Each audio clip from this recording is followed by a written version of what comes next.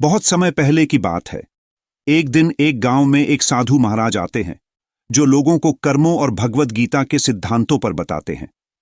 साधु यह कहते हैं कि इंसान को अपने कर्मों का फल हर जन्म में भुगतना पड़ता है और जो मनुष्य पिछले जन्म के बुरे कर्म करते हैं वह इस जन्म उस क्रम फल का इस जन्म में कष्ट के रूप में भुगतना पड़ता है।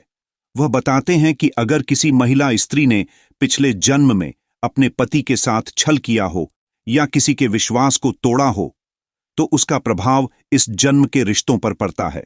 वे यह समझाते हैं कि हमारे कर्मों का फल हमेशा हमारे जीवन में लौटकर दोबारा से आता है और जिनके बुरे कर्म होते हैं उन्हें भविष्य में कठोर परिणाम भुगतने पड़ते हैं।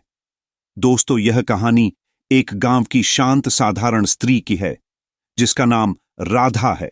वह बहुत धार्मिक और ईमानदार था। एक दिन गांव में एक साधु महाराज आते हैं जो लोगों को भगवद गीता की शिक्षाओं और कर्मों का महत्व समझाते हैं। राधा भी साधु के प्रवचन में शामिल होती है।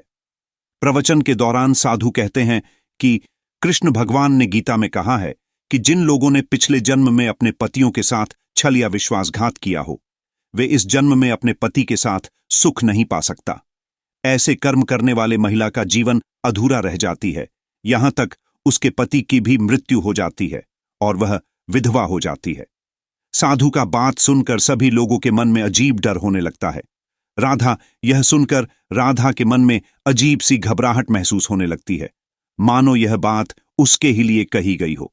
राधा प्रवचन के बाद बहुत बेचैन हो जाती है और सोचने लगती है कि कहीं उसके पिछले जन्म का कोई पाप उसके वर्तमान जीवन को प्रभावित तो नहीं कर रहा।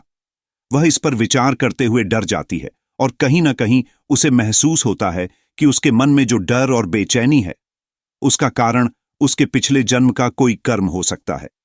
राधा का चेहरा यह सोचकर पीला पड़ जाता है, लेकिन वह खुद को संयम में रखती है। घर आकर वह इस बात पर चिंतन करती है। कुछ दिनों बाद अरुण बीमार पड़ जाता है।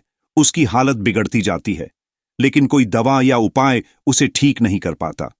गांव के लोग कहते हैं कि यह शायद राधा के पापों कर्मों का परिणाम होगा, लेकिन वह समझ नहीं पाती है कि ऐसा कैसे हो सकता है। वह बहुत कोशिश करती है कि उसका पति ठीक हो जाए, पर उसकी हालत लगातार बिगड़ती जाती है। राधा इस स्थिति से घबरा जाती है और बार बार भगवान से प्रार्थना करती है। वह कृष्ण से अपने पापों के प्रायश्चित के लिए माफी मांगने का निश्चय करती है, लेकिन उसकी मदद के लिए कोई उपाय नहीं सूझता। राधा की चिंता और भय बढ़ते जाते हैं। आखिरकार एक रात उसे एक अजीब सपना आता है। वह खुद को एक अलग रूप में देखती है, मानो किसी पिछले जन्म में हो। इस सपने में उसे अपने पिछले जन्म का एक दृश्य दिखाई देता है, जहां वह एक संपन्न खुशहाल परिवार की स्त्री थी और उसका पति एक योद्धा था। एक दिन उसका पति युद्ध में गया हुआ था। उस समय उसने अपने पति के भरोसे को तोड़ते हुए वह किसी अन्य पुरुष से संबंध बना लिया था। उस रिश्ते के बारे में पति को कभी नहीं पता चला, लेकिन उसी विश्वासघात के कारण उसका रिश्ता टूट गया।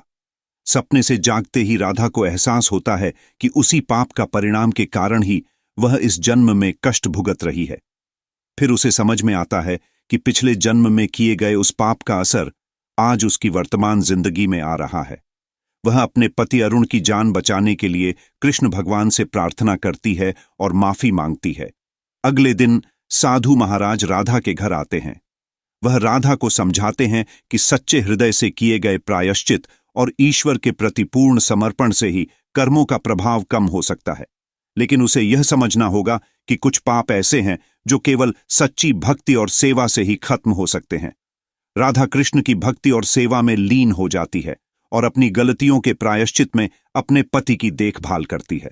धीरे धीरे अरुण की तबीयत ठीक होने लगती है और उनका जीवन वापस सामान्य होने लगता है। आखिरकार ने राधा पूरी निष्ठा और प्रेम से भगवान कृष्ण की भक्ति में लीन हो जाती है और धीरे धीरे उसके पति की तबीयत भी ठीक हो जाती है। यह कहानी इस संदेश के साथ खत्म होती है कि पाप से किया गया कोई भी छल जीवन में कभी न कभी वापस आता है और केवल सच्चे प्रायश्चित और सेवा से ही हम अपने कर्मों के बोझ को हल्का कर सकते हैं। दोस्तों, यह कहानी इस संदेश के साथ समाप्त होता है कि पाप कर्मों का फल हर किसी को भुगतना पड़ता है और केवल सच्चा प्रायश्चित और सेवा ही जीवन को नई दिशा दे सकता है। इसीलिए हर मनुष्य को अच्छे कर्म करते रहना चाहिए।